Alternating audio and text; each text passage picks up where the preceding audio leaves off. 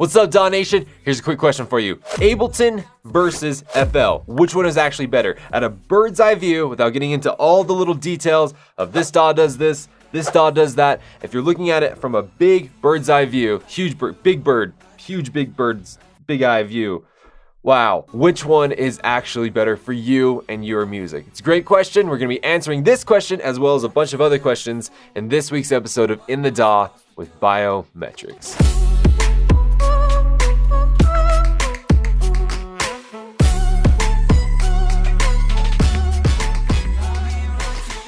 What's up, DAW Nation? My name is Wyatt Troy. I'm a music producer much like yourself, and I want to welcome you to another episode of In the DAW. Now, if you're new to the channel, that's cool. Welcome.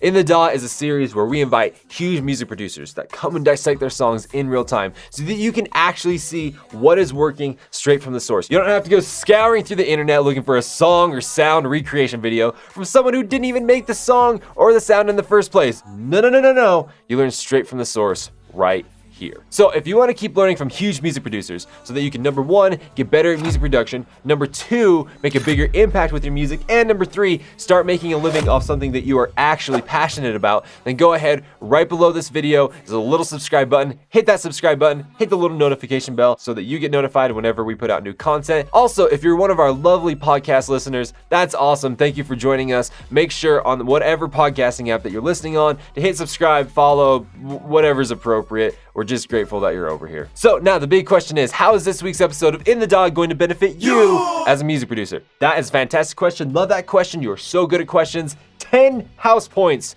to Slytherin. Now, like I mentioned in the intro of this video, this is an episode with Biometrix. He is breaking down his song, Right For You. It's a really great song. You should definitely go check it out. It's getting a lot of success right now. But one of the things that you can plan to walk away with this week is layering your vocals inside of FL Studio. Whoa, wait, hold up, Wyatt. You said that we're gonna be talking about Ableton versus FL, but then just layering vocals in FL? What's up with that, huh? What's going on? The reason why is this, because Biometric actually uses both. He uses FL and Ableton. And so it's actually really cool, his workflow. He's going to be going over that, but he's going to show you his specific method of layering vocals inside of FL, which really, I mean, it works with any DAW, but it's going to be shown specifically within FL. The second thing that we're going to be talking about is layering your vocals with a vocoded layer. It's a tried and true method. It sounds amazing. Literally the possibilities are endless because you can vocode your vocals to anything. It's actually really cool how he does it and the results that he's getting from it. So we're going to be going over that. So the third thing that we're going to be talking about is making unique hi-hat patterns, right? You don't just want an 8th notes, you don't want 16th notes, you don't want to just switch it back from 8th notes to 16th. No, none of that crap. No, you want unique patterns because you're unique. There's only one person like you. Oh, that was cringy. And then finally, DAW Nation, I just want to let you know that this week's episode of In the DAW is sponsored by the Zan Griffin Zodiac Masterclass. Now, we'll get into a lot more details about that at the end of the episode, but if you want to see Zan Griffin, who went on to get over 100 million streams on his last album, break down that album, show you how he made every single song inside of there so that you can see all of the tried and true methods of how to make an album that got over 100 million streams, go ahead, click the link down in the description or head on over to dawnation.net. But with that being said, DAW Nation, let's go ahead and ask our wonderful, just completely lovely individual to be around all the time, never upsetting, never back talking me, Ben, to introduce us to Biometrix and take us in the DAW. All right, dude, so let's start from the absolute intro, like the beginning.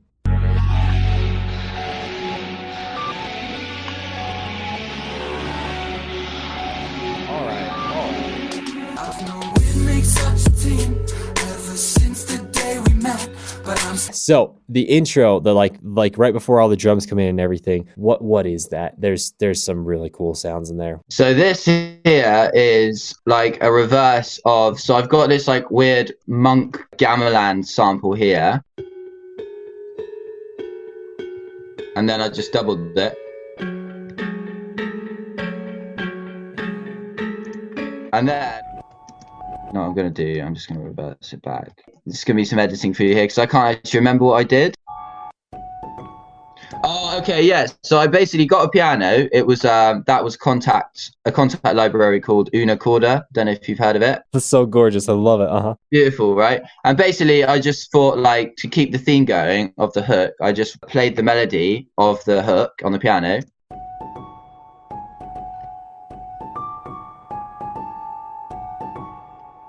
Yeah, and then basically reversed it, chopped it all up into little segments, and then put everything back in the order it should have been. So it like kind of plays at in the same chord progressions as it was. It just keeps it going, and then underneath that as well, you've got. So like all my vocal processing and everything I do in Ableton, because it's just better. It is better, let's be honest. Like FL is not as good as Ableton, but I use it and I know it well. So I just chucked a guitar rig on the vocal. And then you've got your chords here, which is just a basic like Serum, like weird cut off preset thing. So I think that's just like a basic factory sound, actually. I've just taken the release off it and the echoes all together.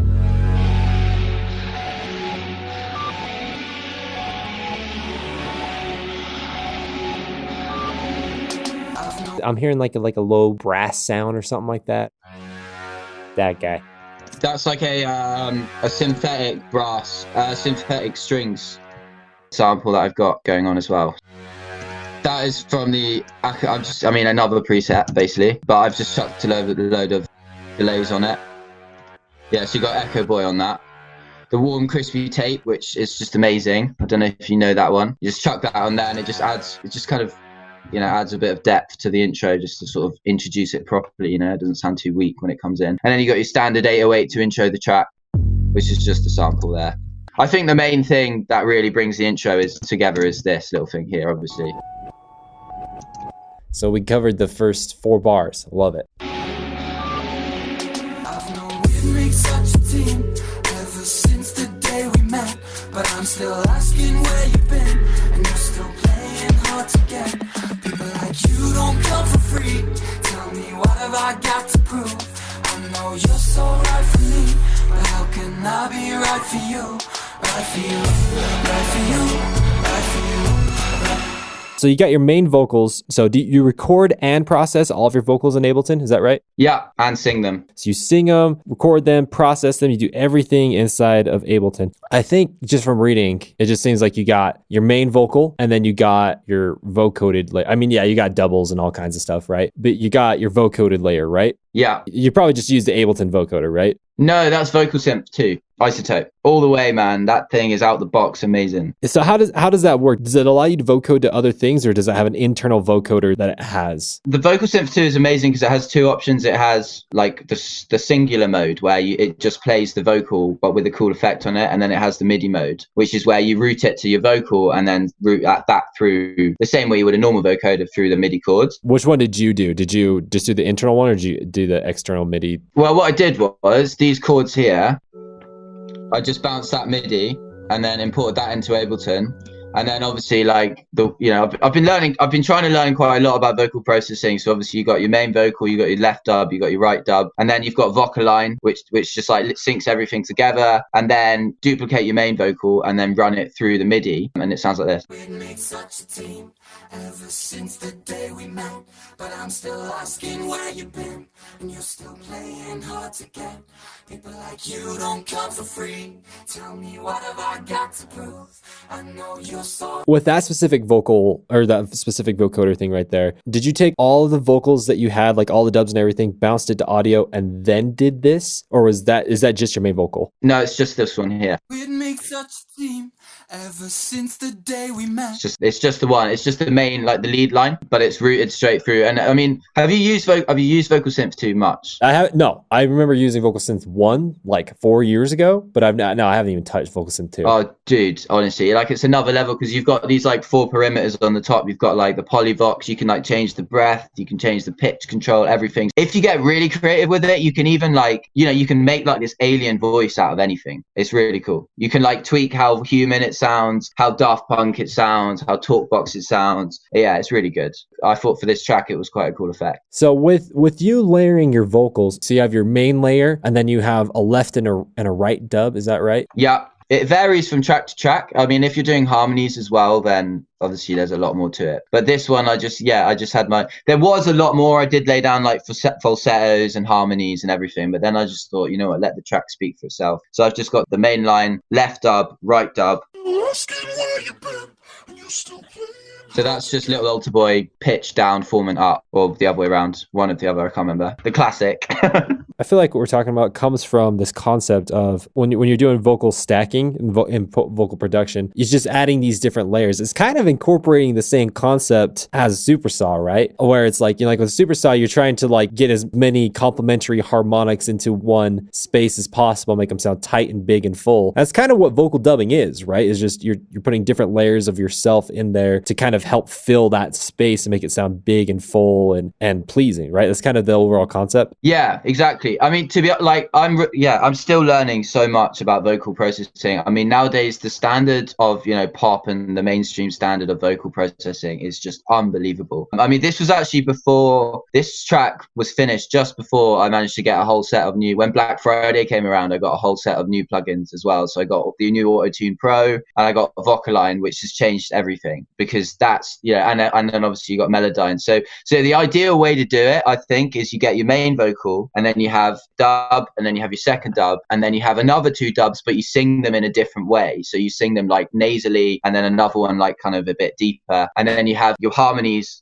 harmony 1 left, harmony 1 right, harmony 2 left, harmony 2 right. And then you Melodyne each one and then you Vocaline them first, then you Melodyne them and then you Auto-Tune them. And that's what you're supposed to do. I did get a little bit lazy with this track, to be honest, because I just chucked the vocoder on it and I was like, that's fine.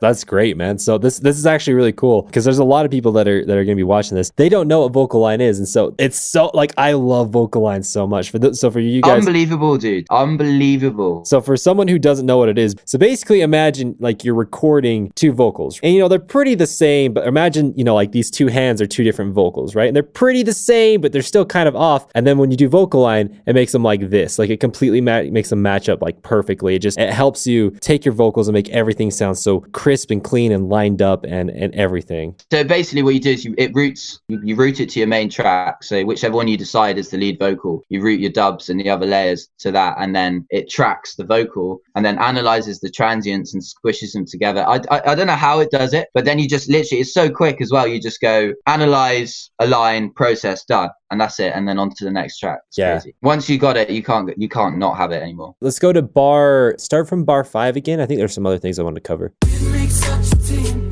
ever since the day we met, but I'm still asking where you've been, and you're still playing hard to get. People like you don't come for free. Tell me what have I got to prove? I know you're so right for me, but how can I be right for you? So is there anything in this kind of verse section right here that you really feel like we need to cover, that you're like super like, I really want to talk about this? There's nothing huge exciting going on outside of what we've covered, other than, you obviously got your ridiculous pitch machine gun hats, and then you got like just pan shakers on top. And then, and then you've got like these weird layers going on, and then that. So yeah, that's it. I mean, pretty much what it says on the tin. Here's a question concerning, like this kind of more trappier style thing. When you have like your machine gun hi-hats and, like changing rhythms and all that kind of stuff. What's your process with that? How do you know when to change stuff? How do you know when to put this hi-hat here or not here? Or maybe have this rhythm play here? Like, what's your process with that? That's a really good question. Sometimes I really know, and sometimes I just have no idea. But a lot of the time it's, so, Troy Boy, he's for me personally, like he's been a real influence in his hi-hat patterns, because if you listen to his music, like it's so minimal but hits so hard. It's all about the space between the little crazy hi-hat chops, whereas a lot of the time I do this and you tend to just lay down your basic hi-hat pattern. You do like the straight hats all the way through, whereas sometimes it's cool to just like not even listen to it and just load up the piano roll and just go like you get a few different hat sounds, so you got like, and then just try putting them in random places. The beautiful thing about FL is you've obviously got your Alt A arpeggiator thing, so you can do all this stuff here, which just makes life really easy. And then it's just a case of playing with it until they sit in the right place. There's a little bit of randomness going on, and then the randomness turns into intention. Let's go ahead and move on into the build, and we'll see if there's anything in there. Right for you, right for you, right for you.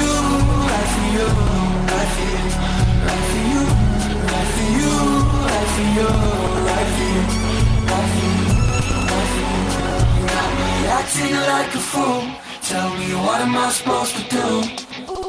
There's nothing in there that really like caught my attention to saying like, oh, we need to talk about that. But there is something like a process I did want to talk about that I feel like you did, which is really awesome. And that I wish more people did, especially a lot of amateurs when they show me their songs and they want feedback on them. It's just build up, build up, build up, build up, build up, build up, and then just drop right at the top of the build up, right? But you did something here, which is like you build and then there's like this, what is it? Like a 2-bar. It's a 2-bar hook. Little hook, little 2-bar rest that you kind of have, right? And that like, it really ultimately just creates a dynamics, right? Everything's crazy and then it's quiet and then it's extra crazy, right? Where if it was just like everything's crazy and now it's really crazy, it doesn't create that contrast, right? And so when you cut everything out and then everything comes back in for the drop, that's where the money happens. Yeah, I mean, 100% agree with you. I think, I know, funnily enough, originally the track was like that. It was right up to the drop and then bang. But funny story. So the song started very differently. I actually wrote the entire top line behind the steering wheel while driving down the highway. Like,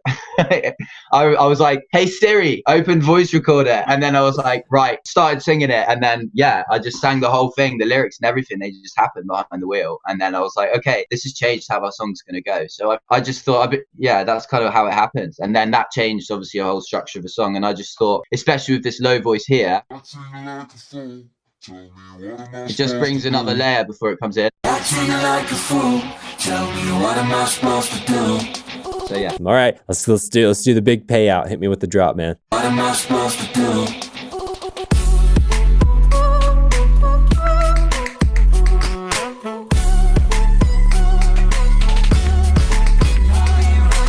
First thing, of course, the 808. What's going on with the 808? Where's that guy coming from? Oh, we've got 2 layers going on here.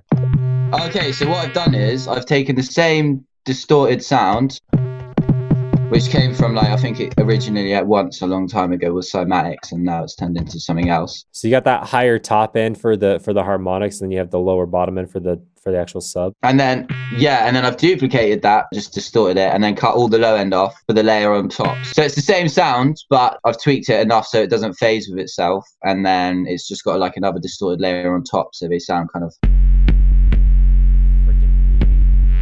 And then obviously sidechain it with the kicks on a real quick release. You'll notice the kick. You see what the mix is doing there? So and then together they're like. And then there's a bit of like a weird distorted release there, which I kind of decided to leave in. But yeah. I think you have other like tonal elements in there. Is there like chords? Yeah, I can see the chords right there. What are those bad boys? Yeah, so these are just standard future bassy chords, but I've been playing with automating the reverbs. So, and then what's this here? So yeah, so it's just like they're basically just basic like Serum future bass, 101 chords. Let's have a look here. Lewis the Adult it's called here. But yeah, what I've done is just for like every now and again, just to like frame the chord changes, because obviously 808s on their own get a bit boring. I've just left them on, but I think it sounded really empty until I put the reverb automation on it. So together. Decay, release, automation going on these 2 here. Right, to make it more dry, more staccato.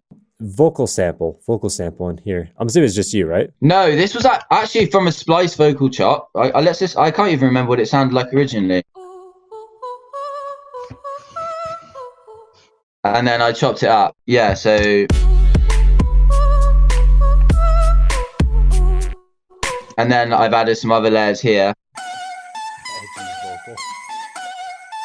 What did you do with that edgy vocal? How'd you process it? Okay, so it's annoying I can't show you the chains because obviously I did them in Ableton, but I can remember. So it was first of all Little Altar Boy, formant. I think the pitch was like right up, but the formant was down, and then Isotope Nectar 2 on top of that, and then it just had like a standard reverb on it, and that was it. But I think the thing that I really wanted to talk about regarding this, which you can't actually hear, but it brings a lot. So I play sax as well, right? I was just like, this still sounds empty, so I just laid it down on the sax. And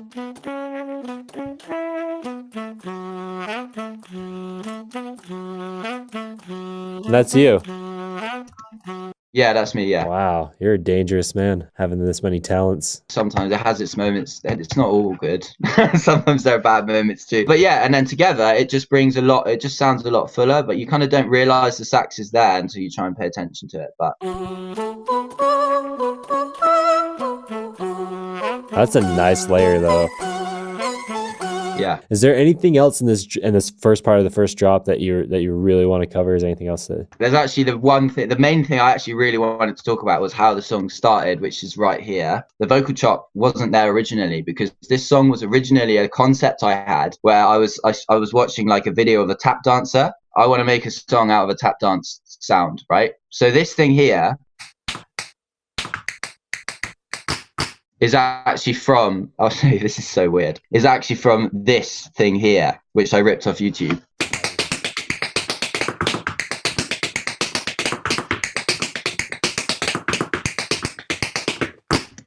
And then I just kind of took the best bits and added it over instead of using percussion. And then all together, it's like,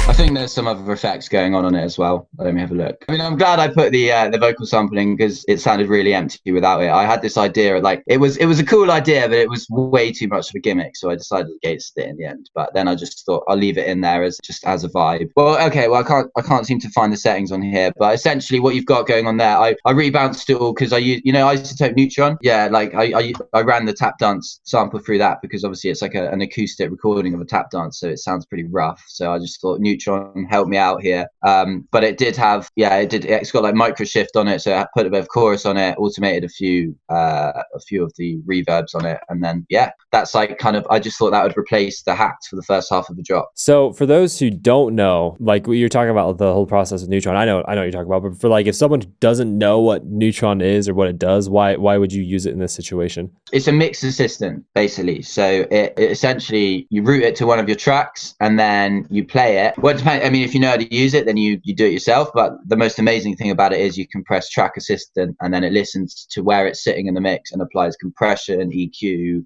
just makes it sit real nice. And sometimes it doesn't work, but on the whole, what it does is it just eliminates a load of frequencies that you perhaps weren't hearing before, and it just makes it sit real nice. Do you use Neutron a lot? Not that much, but sometimes. Like it's quite CPU heavy, so usually what every time I have to use Neutron, it's probably an FL thing as well. But sorry FL, but yeah, basically I have to bounce it as audio, so I only use it when I'm really struggling. It's also like a battle thing. I'm like, no, I will mix this myself, but if I ever get to like those when I'm struggling or I'm trying to save time or something's just not sitting right, I'll run Neutron over it, and quite often it will help. It's really good for like comps as well, like when you've got like when you bus everything and then you're EQing the bus, it's really good for those, I find as well. That's awesome. So like the main function of Neutron really is that track assistant, right? Which is like, it's like a mixing assistant, right? Kind of analyzes everything else that's going on inside of the song and then applies, EQ, compression, whatever, accordingly to what's going on in the song, right? Yeah, exactly. I love the day and age that we live in. That is so cool. It's crazy, and a lot of people are like, oh, that's so lazy, but you roll with the times, use the tools to your advantage. Yeah, dude, why not? Is there anything else in the drop, in this part of the drop, that you really want to cover? So we've got some weird percussion stuff that I put together off, it was originally off like a Contact library, but that was a long time ago. Awesome. Just to give a bit more extra dimension. But yeah, I mean, that's pretty much the drop, I'd say. You've got your 808, you've got your vocal sample, the sax underneath, and then the hook coming in again just to keep the theme right. And then that's it, yeah. Let's go ahead and let's go to bar 28. Let's go there. I'm feeling so confused. Why won't you just let me in? They say opposites attract, but you're making it pretty hard to win. Baby, you don't come for free. Tell me, what have I got left to prove? I know you're so right for me, but how can I be right for you? Right for you, right for you, right for you, right for you, right for you, right for you, right for you, right for you, right for you, right for you, right for you. You got me acting like a fool. Tell me, what am I supposed to do? So, what is the Indian percussion? This here. Oh, that's nice. Just two Kashmir orchestral drums with some EQing on them. Cashmere is just ridiculous, isn't it? I don't know how he does it. So good. The amount of times I'm like, no more Cashmere, and then I'm like, actually, no, yeah, Cashmere. Okay. Yeah, it's basically just, I mean, yeah, there's a bit of reverb on this, and I think I cut some of the lows out of this, but that's just there to frame the build, really. Is there quite a variation in the second drop? Not really a variation as much as just I've added some brass stabs in there as well, and I think the sax has gone down an octave, I think. Let's look. No, it's gone up an octave, so I've processed the sax now.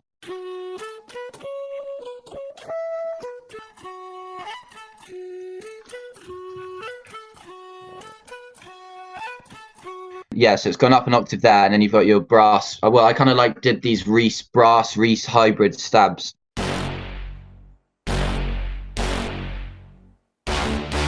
Which is nothing crazy exciting, but it does a lot.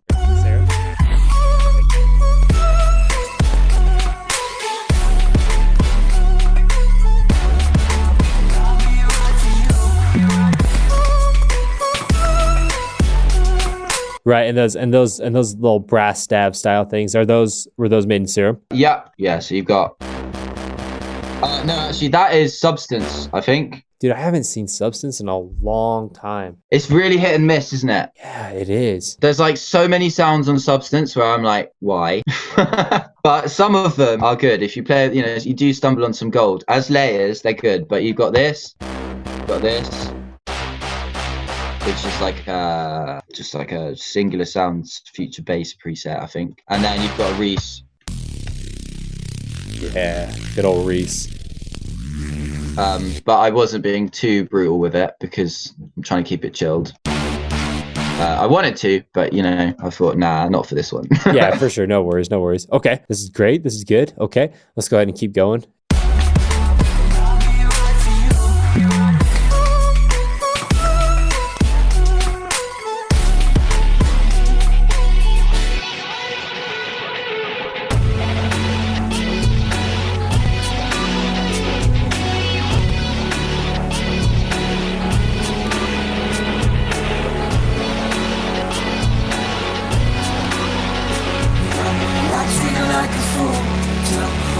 Supposed to do.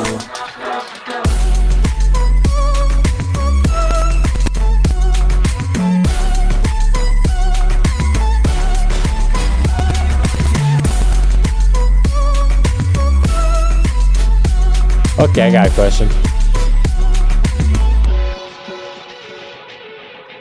So the little reggaeton, little beat right there, what is that guy? So you got a loop here, and then you've got your standard. So I'm actually using a kick as one of the reggaeton snares there, which is weird. It works, huh? And obviously I'm doing like a call and response on the tap here as well.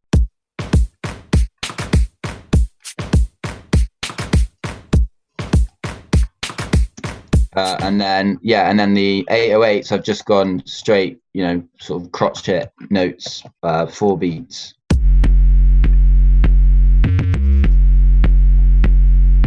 And then all together, it's like.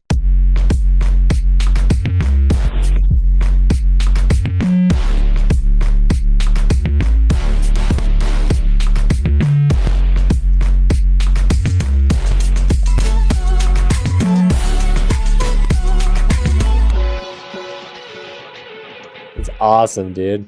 A fantastic song, man. Now, the big question is that I'm sure people are wanting to know, FL versus Ableton, dude. Why do you feel like Ableton is better than FL? Because, right, straight up, hands down, because of how much control you have over the samples. So, for example, you import a piece of audio into FL, like, let's start with this guy here.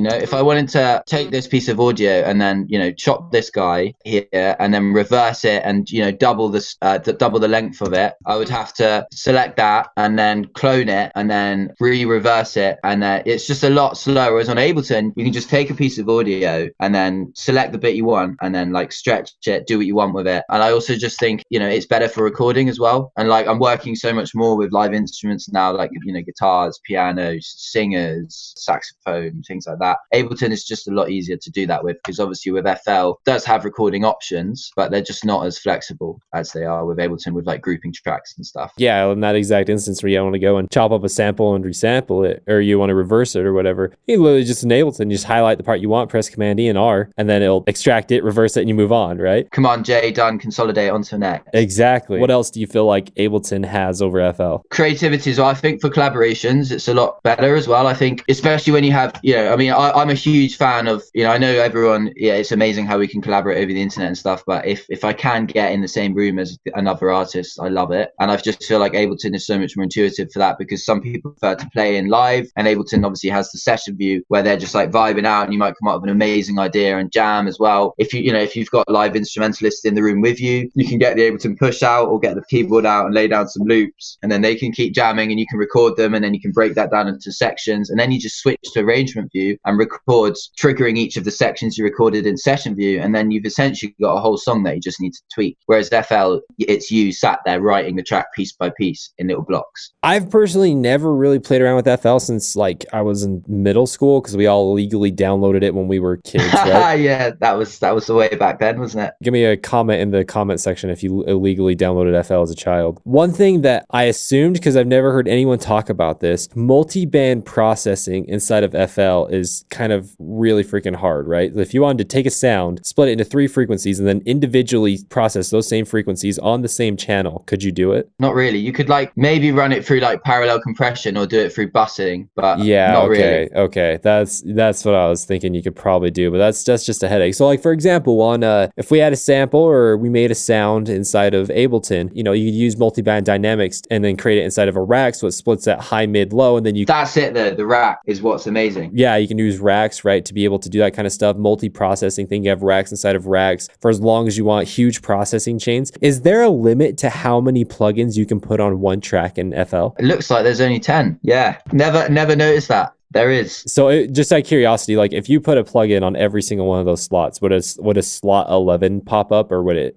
not allow you to? Well, we can try. Let's see which one of these is looking pretty full. What's a quick one to put on? Reverb's pretty quick. No. That's it? That's it, bro. Okay, well, that's one problem. Is just like the processing limitations, you know. You should name this video like why FL sucks. Well, yeah, that's what I was kind of thinking about, is naming it like FL versus Ableton. At the same time, I don't want to completely slate FL because I'm still using it years later. I mean, I love Ableton to pieces, obviously, and eventually I will be using that as my main DAW. But there are things I love about FL, which Ableton doesn't offer, which is, you know, this matrix here for drums is, I personally just think is amazing. Oh, it's a drum sequencer. It's just like a little MIDI thing, right? Yeah, basically, like, you know, it's just it's like the old Roland drum machines from back in the day. Okay, so you can just lay down quick little rhythms, right? Yeah. And then if you want to, you can take it to the piano roll. But I actually think this right here is FL's biggest selling point, is their piano roll. It is incredible. It's the best piano roll I've used just for like inputting notes. So like, for example, so I feel like FL is designed for people who don't really play an instrument and don't play their chords in, but just want to step them in, which is how I've kind of always done it. But it's just way more intuitive. The notes are really big. You've got loads of really nice shortcuts you can do things with. Like you've got your arpeggiator here. Yeah, that is really cool. You've also got another thing I love. I'm trying to, let me see if I've got any. I've only done 2 layer chords in this song. Oh, well, let's have it. Oh, this might work actually.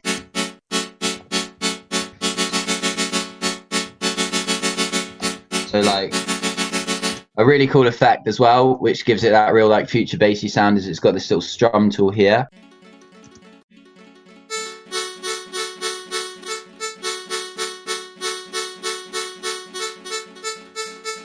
You know what I mean? There's just a lot of control over the actual piano roll itself. You know, I do love that about it. Overall, personal opinion, I know people, you know, a lot of people, at the end of the day, it doesn't matter which one you use, but what I enjoy creatively, Ableton suits me a lot better. Yeah, I see what you're saying. And, you know, it's really cool about that MIDI stuff that you were just talking about, because you can do that inside of Ableton, but you will have to use MIDI effects, and it's not nearly as visual. Like that stuff is like native. You don't have to have any other effect on or any plugin or anything like that. And it's really visual, so you can actually see it, which is really, really cool. One thing that I do feel like is a limitation of Ableton Ableton. This is something that Ben, my guy that sits over there, he's not sitting over there right now because he's got some kind of sickness. Yeah, he's faking sick Called today. in sick. Oh, Poor yeah. dude. Rest in peace, bro. So one thing that he did say, like, for example, how you can easily switch out audio if you wanted to. So you can be like, so like, for example, on track 10 where it says Cashmere Long Sleep 01, is there a way that you can easily switch that out? You can like right click it and like switch the file into a different sample or something like that. Is that correct? What, replace the audio? Yeah. You can drag another piece of audio onto it to replace it, if that's what you mean. No. So the way that he was saying is like, if like, let's say, okay, I guess a better situation would be like on track 8 where you have your, like, it's like, what is that? Like some percussive looking things on track 8 from bars 13 to 19. Yeah, this thing right here. Basically, I guess from what he was saying is that you can still keep this entire rhythm that you have going on here. You could just like replace the sample, and the new sample that you put in would just take on this rhythm right here, like the same chops and everything. Is that true? What, an FL? Yeah, an FL, yeah. Maybe. I haven't found that I haven't found that feature yet. But possibly, yeah. Okay. I haven't used that before, but that sounds pretty cool. Yeah, so it's like something like that where it's like an Ableton. Can you do that? Maybe you can, and we just don't know. Anyways, we're splitting hairs here. Basically, for me, being really big into sound design and really wanting to push the limit of sound design and create sounds that have never been created before, Ableton to me is the best because, for one, just racks, and then you can combine racks and move racks around, and you can basically have an unlimited amount of plugins as long as your computer can handle it, right? I have racks that they literally have like 150 plugins on them, and wow, man, it's literally just for sound design, right? It's literally just to create something. That's getting into noisier level. Exactly. Where like with this, you know, as you just shown, you can only have 10 plugins on at once. But a really big benefit of having FL is audio and MIDI on the same track. I didn't even know that existed until someone opened up FL for me one time. I had no idea that you could put audio and MIDI on the same track. That was like heresy. Like I had no idea. Yeah, it does have its advantages for certain types of music as well. Like for trap, for like straight up trap, it's amazing because it's so easy to get. Like the machine gun hats, the 808s and everything are so easy to get on FL. I'm still, making a career out of it on FL, so it's not a terrible piece of software, but like, it's personal preference, isn't it? I mean, they're all great in their own ways, but it's just Ableton is very creatively intuitive, I think. Absolutely. One more thing that I do just want to say that is really cool about Ableton. Max for Live is unbelievably cool. There's Max for Live devices out there that I could show you that you're just like, you've got to be freaking kidding me. This is so cool. And it all runs natively inside of there. It's like the perfect combination of a stock plugin and a third-party plugin. It's not stock and it doesn't sound stock, but it doesn't take all the CPU of like a third-party plugin. It's really cool. It's incredible. Have you ever, I don't know if you're into like the more housey techno stuff at all. Not like as far as like listening or as far as creating. Like, do you know John Hopkins? I know John Hopkins, yeah, but I like as far as creating, I don't create that kind of stuff. Anyway, when I was at ADE in Amsterdam, and like I watched the masterclass he did of Max for Live, and he had this device that he had routed all his MIDI parameters to like a visualizer color generator thing. Like the sound, every sound that he was manipulating was generating colors on this other screen, and that was all within Ableton. It wasn't like I was just like, yeah, man, that's the cool mad. thing about it. But you're right. At the end of the day, it's really like each DAW does the same thing. It's just what are the bells and whistles that come with it, right? For certain people, those bells and whistles could be a game changer or it could be a deal breaker, right? But for the most part, at the end of the day, a DAW is a DAW is a DAW, except for like, the really low level stuff, like GarageBand. Like GarageBand. Yeah. Like, yeah, that kind of crap. Or like EJ. Yeah, exactly. Like that kind of stuff. But yeah, I mean, personal preference. I mean, it sounds like between the two of us, like, yeah, like we kind of like Ableton better. Right now, you're more familiar with FL, and that's kind of how it's going to stay for a minute, which is cool. That's totally fine. There's nothing wrong with that, The final question I have for you is, what is a concept inside of music production that you don't know very well, but you really, really want to know more about? If I'm completely honest, I think I could really do with like learning a lot more about my knowledge of just taking a basic saw wave and turning it into the sound I want and knowing how to get there. Gotcha. So basically learning how to sound design. Yes, sound design. Okay. That sounds good. Yeah. But I mean, that's a very specific kind of niche of sound design that you're talking about, taking a saw wave and making it want to become what you want it to. But yeah, it would just sound sound design in general. That sounds awesome. DAW Nation, for you guys who are watching right now, do you got any sound design tips for Biometrix here? If so, go ahead and leave a comment down below. I'm sure he would absolutely love to hear that. Yeah, is that right? hit me up. I'm all ears. I need to learn these things. Also wanted to say I've got 2 sample packs coming out as well soon. Dude, nice. Where are they coming out? When are they coming out? The official release date isn't confirmed yet, but we're looking at summer, so it's going to be around May time. But this is interesting. So it's not actually it's not like production samples, but it's guitar and vocals. Honestly, I think that's going to be really great because it's going to be your vocals, right? My vocals, and then I work very closely with a guy called Adam Ward who does all my guitars for me, and he's been on a lot of my tracks. I just thought let's do some real organic stuff that I would use in my tracks, because I think, you know, we've all got access to making things synthetically, but I'm just trying to bring the organic sound into production so everyone can use it, you know? No, yeah, that sounds fantastic to me, man. Any sample pack where I could get more of your vocals, I'm in. Sign me up, coach. Oh, thank you, man. Appreciate that. Dude, is there anything else you want to say? I guess just thanks for having me on, man. It's been great to be back on here. Glad you enjoyed the track, and stay tuned for the new releases, because I'm pushing the boundaries a little bit this year. Going to try and do some real experimental stuff. I love it. Yeah, thanks for the support, man. Absolutely, dude. What's up, DAW Nation? Did you enjoy that? Did you learn a lot? Now, don't head out yet because there are still a few things that we need to talk about before the end of this episode. But before we get into those things, make sure that if you liked this video, go down, hit the subscribe button and the little notification bell so that you get notified every single time we put out a new piece of content. Also, I would love for you just to completely and utterly just smash that like button. Just as hard as you can smash, as hard as it is legal to smash inside of your particular country that you're living in, go ahead and smash that like button. Unless you didn't like it, then go ahead and hit the unlike button. That's fine, that's cool too. I would also love to hear your thoughts down in the comments. If you really like this episode, please let us know. If you absolutely hated this episode, like how Ben is trashing the episode right now up on the screen, that's completely fine too. We just want to know your thoughts down in the comment section so that we can keep making this In the DAW series even better for you. All right, now with all that out of the way, let's talk about the things that are going to keep helping you as a music producer and help you keep progressing. First thing I want to talk to you about is behind the DAW. Now, you are over on In the DAW right now. Oh my goodness, parallel universe. There's a behind the DAW. What is this? So right now you're on In the DAW. In the DAW is where we interview huge music producers that come and dissect their songs in real time. We talk about technical things, music production, side chaining, sound design. Why am I blanking right now? Mixing, mastering, all that kind of stuff. Like what we talked about today in the episode, okay? That is what lives over on In the DAW.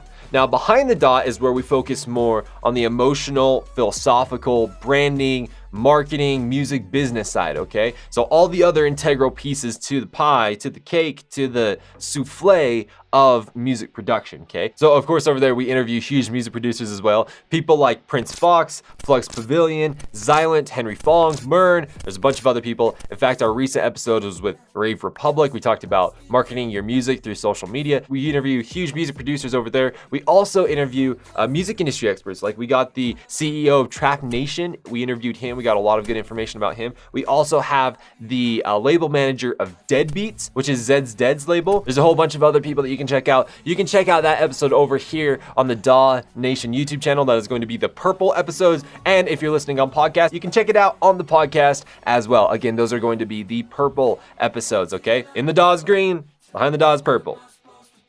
Just so you know. And then finally, DAW Nation, like I mentioned in the intro of this episode is sponsored by the Zan Griffin Zodiac Masterclass. Now, what the freak does that mean? So Zan Griffin, he put out the Zodiac album. It went on to get over 100 million streams, just absolutely blew up. People absolutely loved it. And so DAW Nation and Zan Griffin came together and we made the Zodiac Masterclass. He breaks down all 14 tracks inside of his Zodiac album. Seriously, shows you how to do every single little thing, every kick, every snare, every melody, every sound design, everything that he did inside of it, which is really, really freaking cool, so that you can learn how to make songs that have already made it, that they've already achieved exactly what you want, okay? And you can see how all 14 of them came together and were created. Also, it comes with a bunch of bonus presets, stems, a couple of project files. There's a whole bunch of stuff inside of there. So if you want to find out more about the Zodiac Masterclass, link down in the description, or you can head on over to dawnation.net. Right now we have a 50% off though, because it is the launch of this course. So if you want to go and take advantage of that 50% off deal while getting everything else that comes with it, go ahead and click the link down in the description or head on over to dawnation.net. Also, school-based, totally still a thing. If you don't know what that is, it is a huge, gigantic, just massively enormous sound design course that we did with A5. And so if you want to learn really advanced sound design, totally cool, totally awesome, super into that. Link down in the description, or of course you can head on over to dawnation.net and check those out over there. Also, really quick, Daw Nation, Ben and I were talking about it. We came up with this idea, and it was mostly me. Ben just sat there and looked at me, but we had this idea and it came to us. And basically what it is we wanted to offer you a premium option, which is like basically for anywhere from like 10 to 20 bucks. You not only get to watch the episode, but you also get stems to the episode. You also get project files, presets, all that kind of stuff. Would that be interesting to you? Like, for example, with Biometrix, this episode this week, would you be interested in paying somewhere between $10 to $20 to be able to get the stems of this song, or to get the project file, the presets, all that kind of stuff? Would that be interesting to you? So we want to throw it over to you, put the ball firmly in your court. And if you do want that, if you think that would be really, really cool for every episode that we put out, go ahead, comment down in the comment section. Also, feel free to send me a DM over on Instagram and tell me your thoughts over there, which, by the way, if you really like this episode, take a screenshot, go ahead and tag me. My IG handle is on the screen right now. I'd love to know what your thoughts were on this week's episode of In the DAW. So, Daw Nation, with that being said, I hope you enjoyed this week's episode, and I would love for you to join us back next week when we release our new episode of Behind the DAW. But until then, Daw Nation, have a great day. I just got an email from St. Georgia Day Spa. Ben, you want to go? We can do it together. Spa day. Spa day. Spa day for the DAW Illuminati. Stop it. Get some help.